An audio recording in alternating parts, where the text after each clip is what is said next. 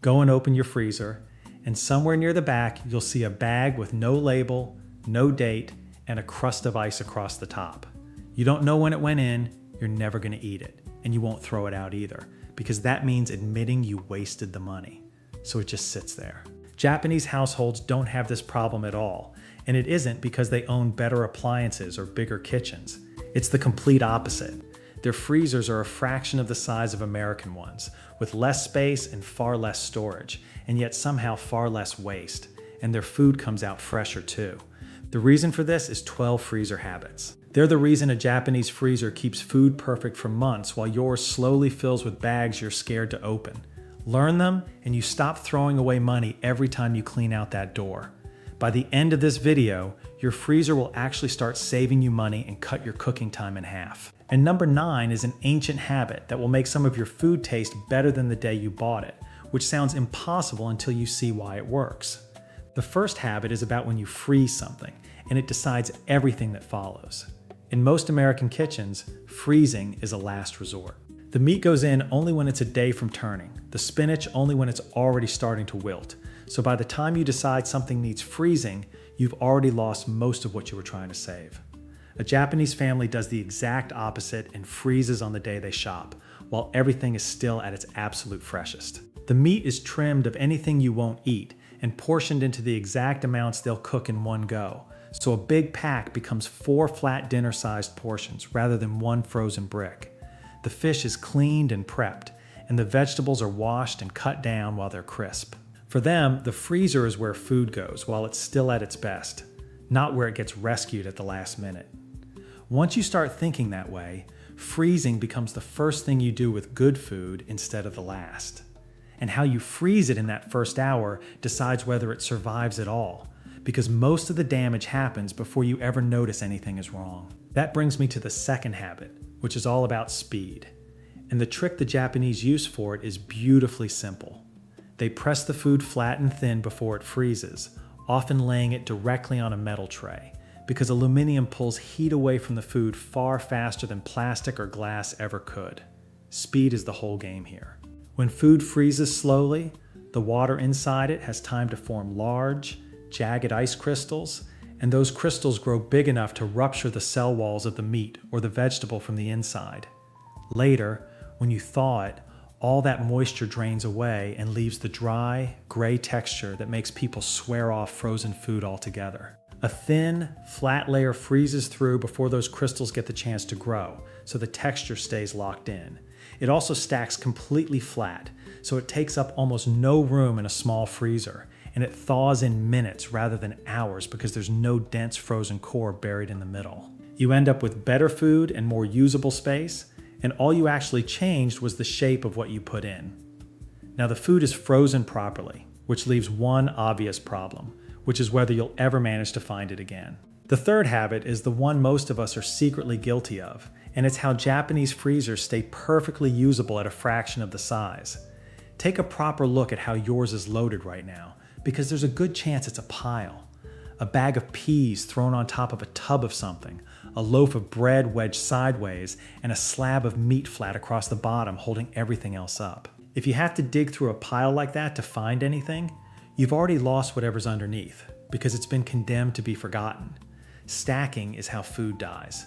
So the Japanese store their bags standing upright, side by side, like files in a drawer rather than plates in a cupboard, which works because you flattened everything in the last step. Every package gets labeled with what's inside and the date it went in, and then grouped into simple zones, so meat lives with meat, seafood with seafood, and vegetables together. When you open the freezer, you're looking at a row of labeled spines, and you can read the entire contents in a single glance without moving a thing. You can't forget something you can see, and that's really the heart of this whole video. And there are hundreds more habits like these that Japanese families have used for generations to keep their food, their kitchens, and their spending in good order. I've pulled all of them together into a book, and it's over at thejapanesemethod.com. Scan the QR code on the screen, or click the link in the description to get your copy and start transforming your house and kitchen today. Filing your food solves where everything is, but it doesn't solve the oldest problem in any freezer, which is the thing buried right at the very back. The fourth habit answers that, and it's the shortest one in the whole video because it's almost embarrassingly simple. Older items always move to the front, and new items always go in behind them. That's the entire rule. When you bring home a fresh bag of something you already have, you don't just drop it wherever there's a gap. You slide it in behind the older one, so the older one is the one that gets used first. This keeps your food constantly moving forward instead of settling into layers. And layers are exactly how you ended up with that mystery bag from the very start of this video. That bag exists because nothing behind it ever got pulled forward. Once the food is always rotating, nothing gets the chance to sink to the bottom and turn into an archaeological dig. Everything so far has been about losing less of what you already have. The next habit is where the freezer starts genuinely rescuing your evening. The fifth habit is about the exact moment most of us give up on cooking. The real reason you order takeout on a Tuesday night isn't that you're lazy, and I want you to let yourself off the hook on that. It's that at 6 o'clock, tired and hungry after a full day, you're standing in front of an empty cutting board and a pile of raw vegetables that all need washing, peeling, and chopping before anything even starts to cook, and ordering food is one tap away on the phone in your pocket. The cutting board is the thing that beats you, not the cooking itself. So the Japanese solution is to do all of that chopping once, in a single calm session when you actually have the energy, and then freeze the results so they're ready to go. The onions get diced, the green onions get sliced, the mushrooms get cut, the ginger gets grated, and the carrots get julienned, all portioned out and frozen flat so you can grab exactly the handful you need. Some vegetables, like spinach or green beans, hold their color and texture much better if you blanch them quickly in boiling water first before freezing, so fold that little step in wherever it helps. When 6 o'clock finally comes around, you open the freezer and the hardest part of dinner is already done for you. You reach for a handful of prepped vegetables and go straight to the hot pan. You were never really competing with the restaurant on flavor or on price. You were competing with the cutting board, and now the cutting board has already lost before you even walked into the kitchen. Chopping ahead saves you a few minutes, but the next habit goes further because it lets the freezer do some of the actual cooking for you. The sixth habit turns the freezer from a place that simply stores food into a place that actively prepares it. When you season your meat before it goes in, the time it spends frozen stops being empty waiting time and starts doing real work for you. You put the chicken or the pork into the bag already sitting in miso or in shiokoji or in a simple mix of soy and mirin, and then you freeze the whole thing together as one. As it slowly freezes and later slowly thaws, that freeze and thaw cycle actually drives the marinade deep into the meat, so it comes out more thoroughly and more evenly seasoned than if you'd marinated it fresh that same morning and rushed it. The result is that you don't pull raw, plain chicken out on a Tuesday and then stand there wondering what on earth to do with it. You pull out a fully seasoned piece of meat that only needs a hot pan to become dinner. Once you've felt how much that one change frees up your week, there's a single idea that changes what a freezer is even for. The seventh habit is the one I most want you to hear, so I'm going to slow right down for it. Your freezer stores the past. Theirs stores the future. Think about what actually lives in a typical American freezer right now. It's leftovers. Half a lasagna from last week, the end of a chili you already ate 3 times, a takeout container you meant to finish. It's all food you've already made and already grown a little tired of. A Japanese freezer is full of beginnings instead. It holds dashi stock ready to become soup, a base of curry waiting to be finished off, portions of pasta sauce, trays of gyoza ready to pan fry, and seasoned patties ready to cook from cold. None of that is a leftover. Every single piece of it is a component, a head start on a meal that hasn't happened yet. That one difference changes the entire feeling of opening the freezer. When it's full of the past, opening it is a small guilt trip, a reminder of things you meant to eat and didn't. When it's full of the future, opening it is the opposite, because everything in there is a promise of an easy dinner rather than the ghost of an old one. When your freezer is built this way, dinner is already most of the way finished before the day has even begun, and cooking turns into assembling rather than starting from nothing. You stop storing meals you've grown bored of, and you start storing meals you haven't even made yet. That's the part most people understand straight away once they hear it. The next one is the part that genuinely surprises everyone, and it's coming up in just 2 habits, so stay with me. First, the 8th habit, which is the simplest of the entire set. When you cook a batch of any grain or starchy staple, cook far more than you need for that meal and freeze the extra in single serving portions. Rice is the obvious example most people reach for, but this works just as well for other grains and starches you tend to make in bulk. So think of noodles, cooked barley, mashed potato, or anything you usually make a whole pot of at once.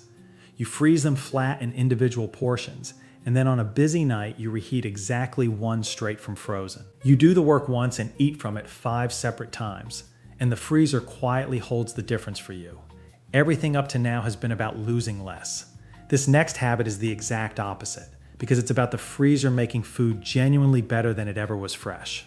The 9th habit is the only one that flips your expectations completely on their head, and it lands right at the point where you might be tempted to drift off. So do stay with me, because this is the fun one. Some foods don't just survive being frozen, they actively get better because of it.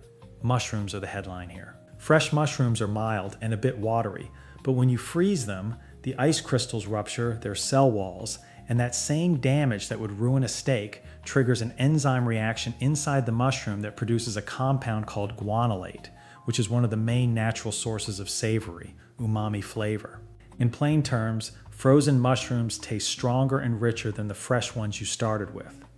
This is exactly why dried and frozen shiitake are so prized in Japanese cooking, and the Umami Information Center confirms that fresh mushrooms contain almost none of that compound until the cell walls break down and release it. Tofu does something remarkably similar, but with its texture instead of its flavor. Fresh tofu is soft, wobbly, and a little bland, but freeze it and then thaw it, and the water inside forms ice crystals that push the protein network apart into a sponge. When it thaws and that water drains away, you're left with a chewy, absorbent tofu full of tiny holes that drinks up whatever broth or sauce you cook it in. America's Test Kitchen tested this exact method and found the frozen version soaked up sauce far better and took on a resilient, almost meaty bite that fresh tofu simply cannot match. The Japanese have built a whole traditional ingredient out of this, called koya-tofu, which is freeze-dried tofu, and it has been part of temple cooking for centuries. So the freezer here isn't a compromise you settle for. It's a genuine tool that makes some ingredients better than the day you bought them. Those same mushrooms that get better when frozen also happen to be the ones that get cheapest at a certain time of year, which leads perfectly into the next habit. The 10th habit is where paying attention to grocery prices finally starts paying you back. Seasonal produce hits a single sweet spot where it's both cheaper and better at the exact same moment, and that window is usually painfully short. Berries in high summer, corn at its peak, mushrooms in autumn, fresh herbs in full leaf, and fish when they're running are all at their lowest price and their highest quality for just a few weeks of the year. If you buy them right at that peak and freeze the surplus straight away, using everything you've already learned about freezing flat and fast, you get to eat July produce in the middle of January. And you get to eat it at July prices instead of the sad, expensive, out-of-season version that's been shipped halfway around the world. You're not just saving a little on the food you already buy week to week. You're buying the very best version of it at the cheapest possible moment and keeping that exact quality locked in for months. You've now got a freezer full of food that's frozen right, filed right, and bought right, and almost everyone still manages to ruin it in the final 60 seconds on the way back out. The 11th habit is about thawing. The Japanese treat thawing as a proper technique with its own name, Kato, rather than an afterthought you rush through at the last second. The default method is the slowest one, and it's also the best, which is simply moving tomorrow's food from the freezer down to the fridge tonight and letting it thaw gently overnight while you sleep. When you need it faster than that, you seal the bag well and sit it in a bowl of cold water, which thaws food far quicker than leaving it out while never letting it drift up into a warm, unsafe temperature. The surprising part is that plenty of things shouldn't be thawed at all before they're cooked. Frozen vegetables go straight into the soup or the hot pan while still frozen solid, and thin sliced meat can go directly into a hot skillet from the freezer. The one method you want to break the habit of completely is thawing food out on the counter at room temperature, because it's both the worst possible choice for the texture and the only one that's genuinely unsafe, and it's the one most of us reach for without a second thought. Which leaves the final habit, and it's the one that all 11 others were quietly building toward the whole time. The 12th habit sounds like the opposite of everything I've just told you, and that is exactly the point. Never freeze more than you'll actually eat. The goal was never to store as much food as humanly possible. The goal is that everything you buy actually gets eaten, and a freezer crammed to the door with forgotten food isn't organized at all. It's waste wearing the costume of preparation, hidden behind a door you never really open all the way. Every single habit in this video has been about the same quiet idea, which is designing for getting out of the system entirely. Freezing on day one, freezing flat, filing upright, rotating front to back, prepping your vegetables, seasoning ahead, storing beginnings instead of endings, portioning your staples, choosing the foods that actually improve, buying the season at its peak, and thawing with real care all do one single thing when you put them together. They make sure the food stays visible, stays used, and never becomes that mystery bag welded to the back wall. There's a Japanese word for all of this, and it's matanai. It doesn't simply mean don't be wasteful, and it isn't a scolding from a parent. It runs deeper than that. It's the quiet, genuine regret you feel when something good never got the chance to become what it could have been, the sense that a thing had a real purpose and was never once allowed to fulfill it. It treats the wasted potential itself as the loss, not just the money. When you throw away that frozen bag you never opened.